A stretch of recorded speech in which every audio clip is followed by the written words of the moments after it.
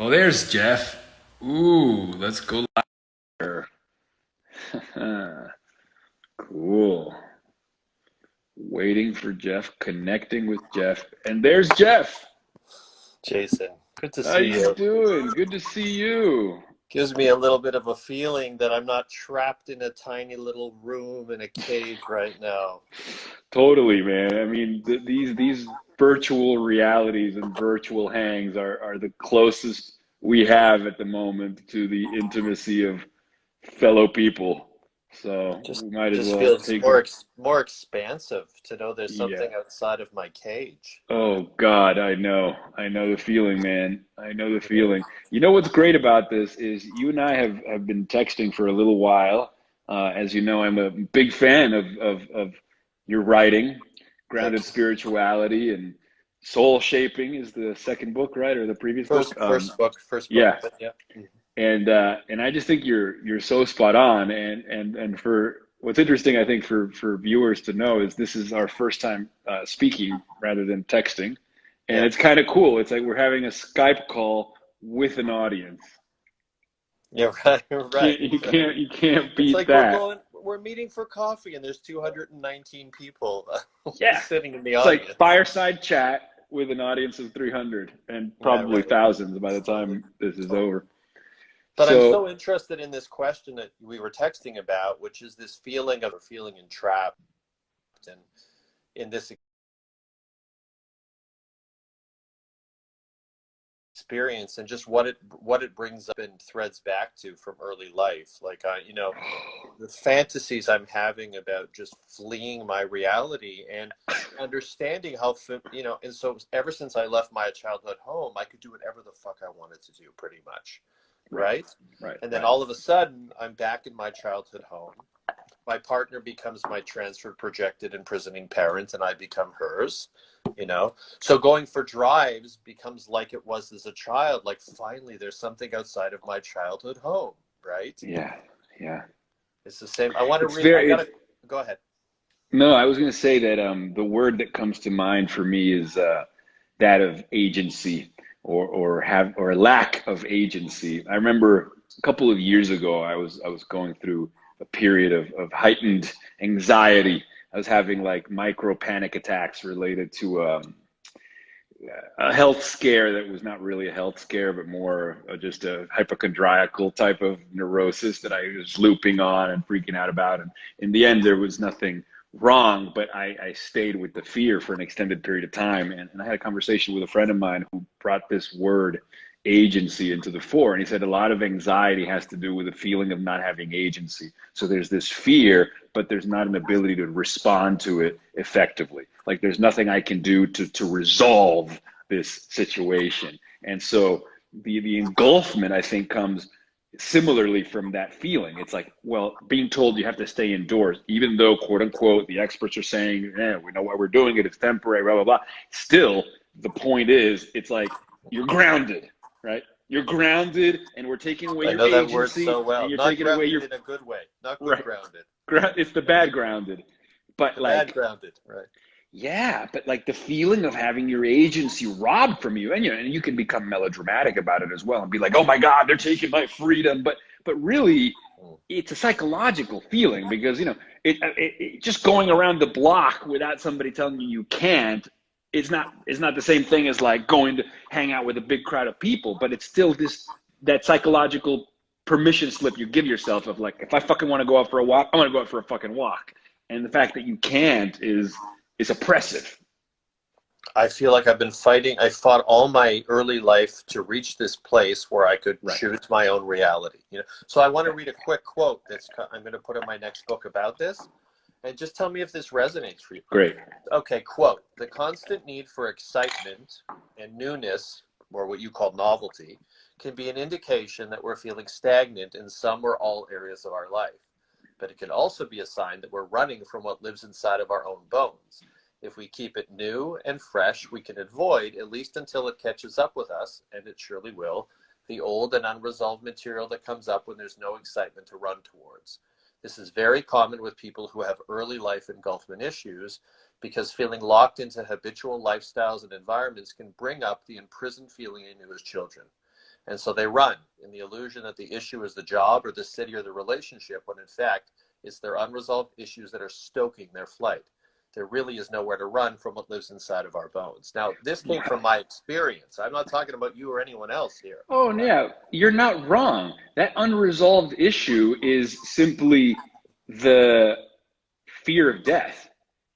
I mean, Ernest Becker, Denial of Death. It's like, it's the fact that we are mortal, right? I mean, there's that wonderful line from Denial of Death. He says, to have emerged from nothing, to have a name, to have consciousness of self, to have deep inner feeling, to have an excruciating yearning for life and self-expression, and with all this, yet to die. So if I retrace the steps back to my childhood, you know, I can go back to the first time that my mother told me that about death, and then me having to think, oh my God, do you mean that my mother or my father would grow old? And I mean, and ever since then, I was like, okay, I can't undo this awareness. I hate knowing that this is true. I don't want it to be true. The only respite or refuge from the horrifying imposition of death and entropy is the temporary bliss fuck of radical novelty, because radical novelty like hijacks the monkey mind, hurls you into the flow of the present.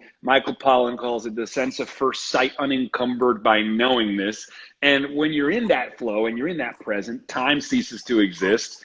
And you enter like the mythopoetic and archetypal space, the realm of song, the realm of poetry, the realm that you're free from death. And 5 hours, 6 hours from that, a couple times a week, for me is enough that I have some afterglow to nourish me as I come back into the day to day. So that's where it comes from. It's like there's this like intensely heightened qualitative intensity that comes from absorption in a new experience, and it pushes aside thoughts of death. I mean, that's my awareness of my own process and why I organize my life the way I do. Got it. But I just don't think there is a resolution for my unresolved issue. I can't stand that people die. Like it certainly makes relationship commitment challenging. Yeah.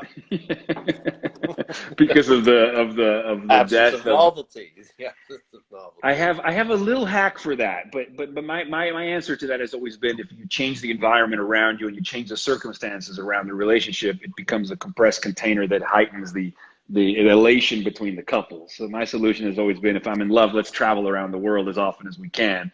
And that floods us with dopamine, hurls us into the present, and makes us rediscover each other again and again. And it's always about finding little hacks, and it's always about playing with that neurotransmitter fucking biochemistry like dopamine and oxytocin and all that stuff. That's why I'm best friends with Stephen Kotler and Jamie Wheel from the Flow Genome Project, because they've educated me on the psychology, technology, neurobiology, and pharmacology of ecstasis. So if I can constantly intervene and bliss fuck myself, I find respite from thoughts of death, which some people say is something we have to learn to accept, and so on and so forth. And there's a nobility and grace that comes with the acceptance of the end. But I'm just not there. I love the people I love. I don't want them ever to die, period. You know, what I find interesting is people who I know who have very positive associations with childhood home, being locked in home. They don't associate it with death. They associate it with life and nourishment. And now there aren't very many people like this, I assure you. But I know a few. They are not having this need to flee to novelty right now. They're feeling kind of comfortable because they associate this experience with something positive and nourishing. I don't associate this experience with something positive and nourishing. Right? Yeah, well, neither do I. Even though I had a beautiful, loving parents, they divorced when I was young, and the pain of my mother and me witnessing the pain of my mother was acute and intense, because I was a highly sensitive kid. But also the idea of stability was thwarted at a young age, which means for somebody who was life loving and life enjoying, I also had an acute and agonizing awakening to the fact that like nothing is set in stone. All the things that you're supposed to want to be secure could be cracked at any moment. So the fear of loss was early for me because of my parents' divorce. And that is the first, it's like being thrown out of the Garden of Eden, right? It's like you find out that you're a creature and that you're mortal and that things don't last, And you're finding the parallel between that experience and this pandemic is threading you back to that experience of Well, being with thrown out of the garden. Nothing is stable, nothing's reliable. All the organizational structures of your business, things you're going to bring into the world, all of that stuff is thrown upside down. Yeah, I'm not, a lot of people criticize capitalism because of many of its unintended consequences, but I tend to be in general an optimist, and I believe that capitalism has been an engine that has elevated large swaths of humanity. Millions of people have Yep. left poverty, and we've Yep. created such innovation, such wealth, and such, a world where we can travel across the planet, and medicine has had so 100%. many breakthroughs. And so Yeah. I'm a big believer in the idea of just I guess you could call it a leap of faith, but it's built based on evidence that that we have overcome so much. And I had kind of grown comfortable with the idea of like too big to fail. Like we're too wired, too sophisticated, too advanced, too globalized, too connected for anything even remotely resembling this to ever happen. It just was like completely out of my Right. worldview. And so the piercing of those reassuring narratives that I have created to compensate for that childhood feeling of like not feeling safe. It's like, well, now I feel safe because, we live in a globalized, wired world where And magical you're free. technology And you're allows us to free. and I'm free and I can travel and I have Right. agency. And then all of a sudden it's like the whole planet is having a near death experience or a psychedelic bad trip or a panic attack. And what is a panic attack? It's an experience of temporal dislocation where you're over determining the present, conjuring up a future that becomes identified with despair or death or fear or a lung infection, and you feel it like a fist in the stomach. And so it's just fucked my nervous system, and I imagine the planet's nervous system, and that sucks.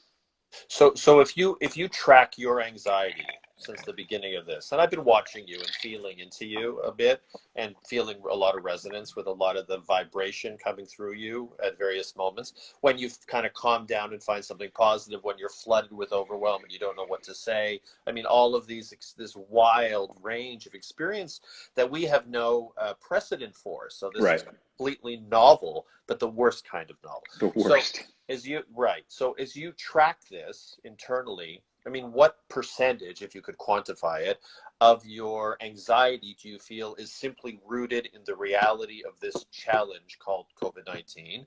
And how much of it do you feel is emanating from your own stuff or something beyond the actual being congruent with whatever the thing is? Sure. Well, I think that we all, and this is just a byproduct of neurosis and to a certain degree a creativity mixed with neurosis is we find ways to manage our angst, whatever our thing is, whatever our stuff is. We learn, the smarter we are, the better we learn to manage it, Yeah, and we yeah. can develop healthy relationships with our neuroses, and we can develop humorous relationships with our neuroses. And I think that people who have psychedelic experiences and think they're cured, quote unquote, as you would say, a lot of times there's a lot of bypass there, Yeah. where they can no longer talk about their shit anymore because they're pretending that they've overcome it. And I don't think you ever truly overcome it. I think you learn to manage it with grace and with creativity and with clever interventions. And so I think what's fucked up is that you to a certain degree you create your own reality, but then you create your own reality until you hit a wall, and then that wall hits your arm, and it's like reality testing. It's like, okay, there's your own reality, and then there's the reality of that wall. You can't deny the reality of that wall. And so I think what the COVID thing is doing is it's making it harder to create your own reality if your own reality still is built on certain presuppositions, such as mobility in the world or the Like free movement of people. it's fucking with all our mechanisms, right? That's It's right. like, right, so like let's say our way of doing it is we found a way to always be super free so we're not so entangled in those Correct. old feelings of compression and Correct. constriction. Now we Correct. can't be free, so all of a Correct. sudden I'm pushed right up against Jeff at 12 just before his bar mitzvah, Correct. and it's like, for fuck's sakes, put the talus around my neck and fucking hang me. What the Correct. fuck do I do with these Correct. feelings, right? Yeah, absolutely. Because Well I put. call it splintering. It's like when you do all this work, not just mechanistic stuff, but actual work around some of your core issues, whatever your core wounds are. And then it takes a larger amount of something that to trigger it. It's like it's not as easily triggered or activated anymore. It's still in there. It's all still in there, but you don't see it so much. Right. This thing, I see everything. I just Yeah. like everything comes up through the cracks of my consciousness, and I try to watch it and witness it, and I try to move through it and activate it. And other times I try to find every mechanism, including shitty ice cream, that I could find just to manage it, right?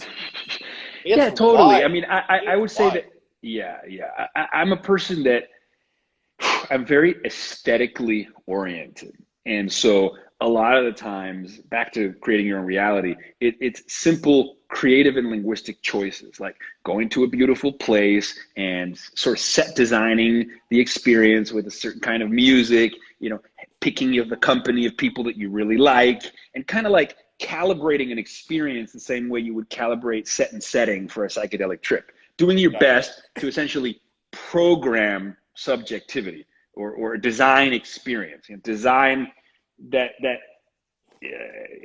the engage the technical material of subjectivity, which is what Eric Davis calls it. I've become obsessed with that because there's just a desire for what David Lenson calls stewardship of internal life. And I'm Got not it. going to lie, I Nice. also often incorporate cannabis into this because it tends to suspend the thread of time.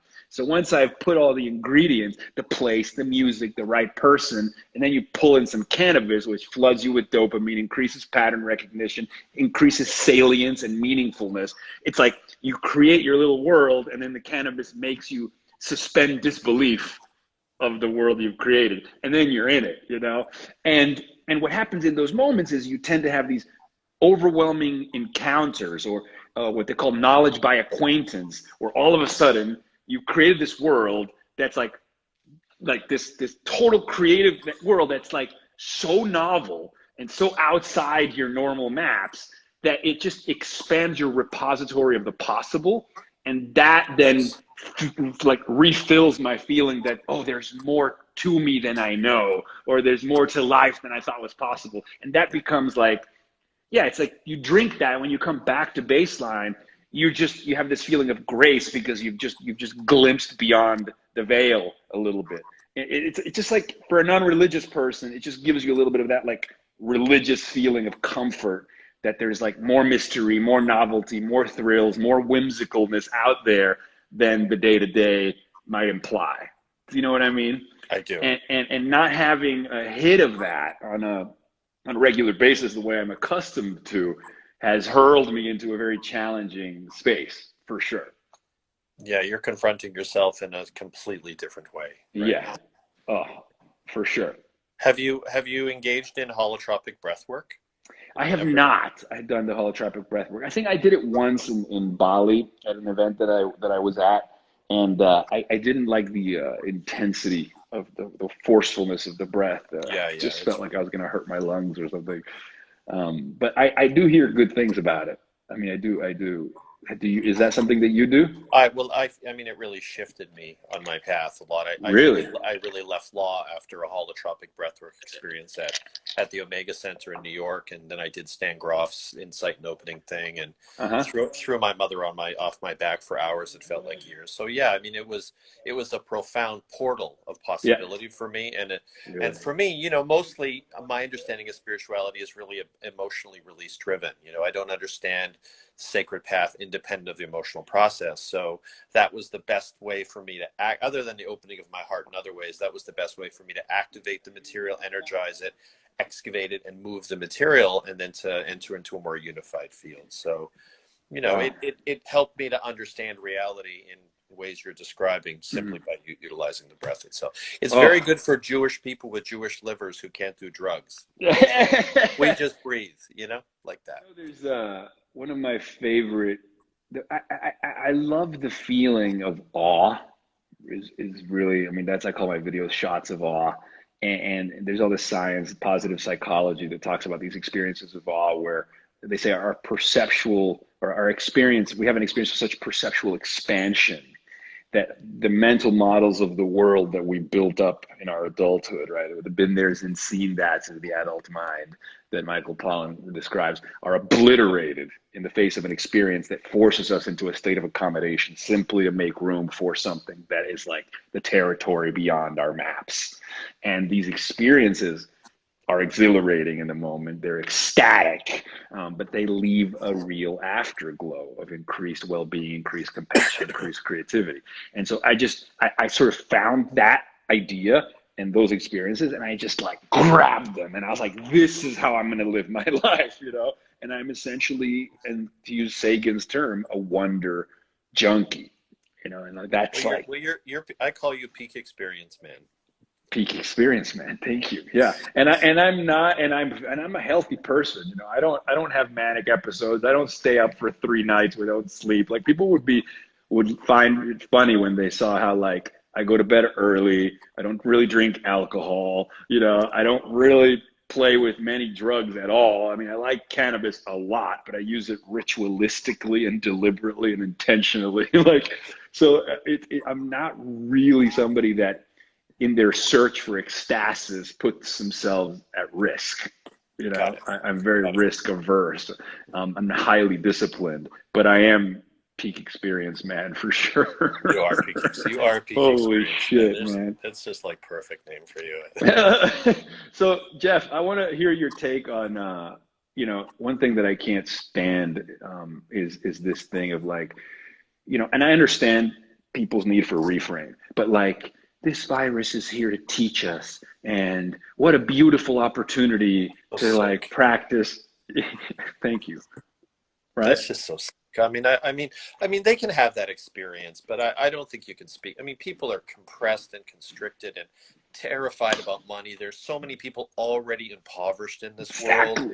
And you throw this fucking thing into the mix, and their life is a horror show. They're trapped in difficult domestic environments. But we need to really speak the experience of humanity, not, you know. And so, I mean, I think we were already in the West dissociated before this happened. I think we were already in a state of panic because of Trump. I mean, totally. So this is the perfect storm for a panicdemic, where we don't even know what's real. And as you've pointed out quite wisely in our interactions, we don't have all the data. We don't really know exactly all kinds of things about this yet. So I think people were already super spun out. And if you add Trump and the experience of climate change coming and getting more and producing more anxiety, people were already on the edge, you know. And then the financial piece, and then the unresolved issues that they're crammed in a house with. Focusing on this being a wonderful fucking blessing is just ungrounded and super idiotic. And it's deeply disrespectful to the challenges that people are experiencing. I'm sure suicide rates are off the charts right now. So that's not a positive experience. It's like talking about the Holocaust was a wonderfully all good experience. Totally. So it's just so utterly unreal. But agree. to me, it's a sign of the dissociative nature of the culture, that there were so many levels of bypass, whether it's materialistic bypass, spiritual bypass, whatever it is. And now this comes in, and everyone's so overwhelmed. Social media has overwhelmed us. The unconscious media has got us by the tail, by the nuts. We know that already. Yeah. Horrible. And now there's no space, no centeredness, no stability to drop into this and just know what this experience is, see it as a threat, protect ourselves and others. And what worries me about this perpetual positivity bullshit or useless conspiracy theories that don't serve us right now and spiritual bypass is that it means people stop taking this seriously and they stop protecting themselves and others. So we just need to come back to a common sense revolution, integrate compassion with common sense right now. And just, you know, until we know what this virus is data-wise, let's just take it seriously, super protect ourselves and other people. And if we later decide that it led to all kinds of wonderful, positive transformation, the re-embodiment of humanity, a whole new alchemy, wonderful. But right now, I don't need to go there. I just need to keep my eyes on the prize and just try to protect myself and people I care about, you know? Oh, yeah, no, I completely agree. I mean, this is something that I've resonated with your work for a reason for a long time, because this is connected to a lot of stuff that you've talked about, I guess, in grounded spirituality. You know, there's some passage. One second. Ya voy para allá. Un segundito. There's that one passage where I think you're referring to people who've experienced like really bad, this dog barking, people who've experienced really bad trauma, and that the sort of certain spiritual types will tell them, oh, but it's good because it was your karma and it was a chance for you to grow, you know, after somebody's experienced like some horrific event in their life. And you Yeah. wrote a passage Yeah. about it. I thought it was so brilliant. I think, in fact, your critique of the pseudo spiritual is the most spot on and important call out, especially in our culture that I've come across in a while. So I just want to salute Thank you you. for that, and Thank maybe you. you could sort of spend a minute connecting that to the people that are saying, "Oh, Corona is a good blessing for us." Yeah. Yeah, absolutely. They're also the ones who are sleeping in their cars claiming to be enlightened. I mean, Right. Right. I call it the New Cage movement for a reason. I talk about patriarchal spirituality for this reason, because I think this dissociation from the body, the, the severance of the story, the turning around of the story, it's this whole postmodern thing. I did it too, where I was deconstructing everything simply common sense in order to figure out all the threads and aspects. There's great wisdom in it. But we've reached a stage where a lot of us just can't notice what anything is. That's like Aristotle said, A is A. So sometimes it's just A, man. Like that's all it is.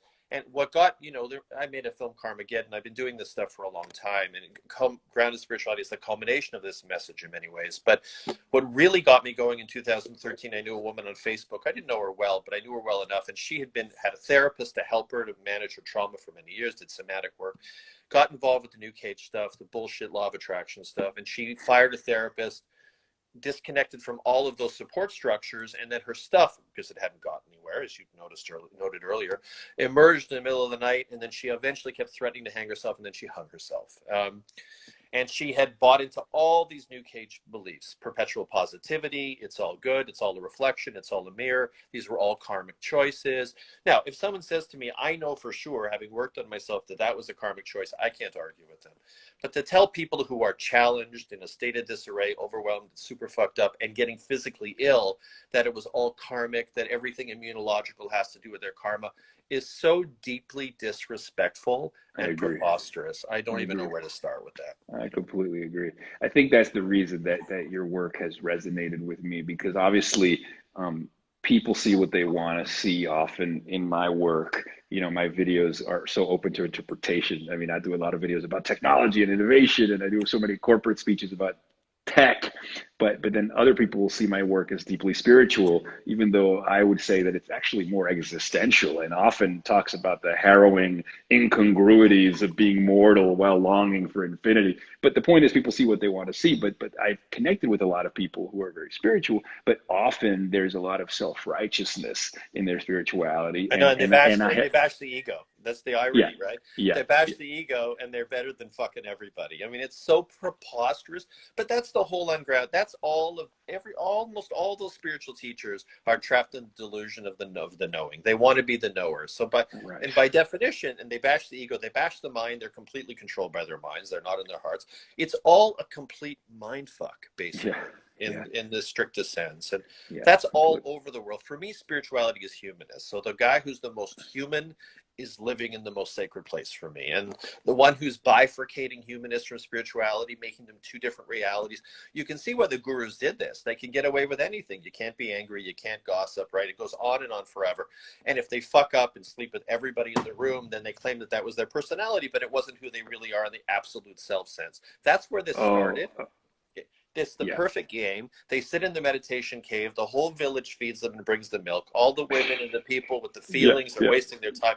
They're the yeah, one bringing the higher vibration. It's always higher vibration because right, they don't want to live in their bodies. They want stillness. They want silence because movement and sound brings their stuff up. I mean, it's right, all a perfect setup for bullshit spirituality. And now we have this celebrity movement where all of a right. sudden the guru has been replaced by the celebrity who basically is writing unoriginal things, not called to anything, nothing channeled coming through them. Everything is, you open their books, it's the same book you read 500 times before, Oh, and they're selling millions of copies and getting on Oprah. And that's the game now, and it's the same horror show as the patriarchal guru trip was. And for I me, I couldn't want to agree more. empower humanity, man, to understand that they are the sacred vessel. I mean, I always that's 100%. it. I think the way that I because I love nothing more like peak experience, man, and my videos are typically they're trip reports, they're narrations, typically in Yeah. the afterglow of an ecstatic experience. But I like to just refer to them as like my poetry. It's my spitballing, it's my philosophy, it's my poetry.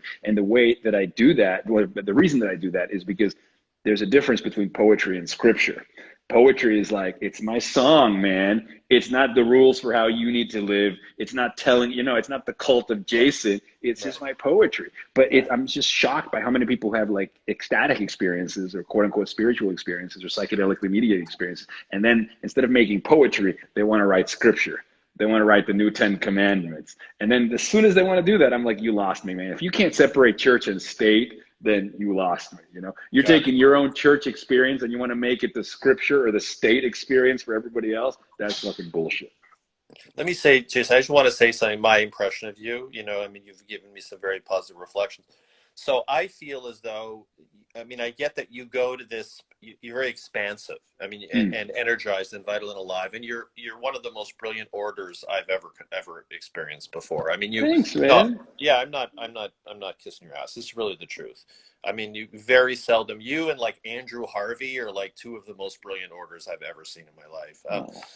But what I feel with you is even when I feel as though you are seeking to go into a place that feels heightened, more heightened than my experience of humanness sometimes, I can always feel your humanness and your Mm. generosity of spirit and your relational nature. So you feel so deeply human. That's why I think you can do that in a way that doesn't feel ungrounding for the viewer, right? Mm-hmm. Mm-hmm. I Mm-hmm. feel like I'm going somewhere, but I feel like I can feel this guy Mm-hmm. just like I can feel my own heartbeat. And that's Mm-hmm. a really rare, it's like the polyphrenic soul, like all the multi-aspected soul is visible in you, peak experience man, because you always feel human even when you're super heightened. So that's something. Wow, So man. Well, thank I'm you for glad we that. see each It's other. really We see rare. each other so beautifully, man. Thank you, It's because really rare, man. It's rare, and you're generous. I remember you sent me a video or consequence. You're sharing my work, and I thought, this is not a guy he just wants to like have the most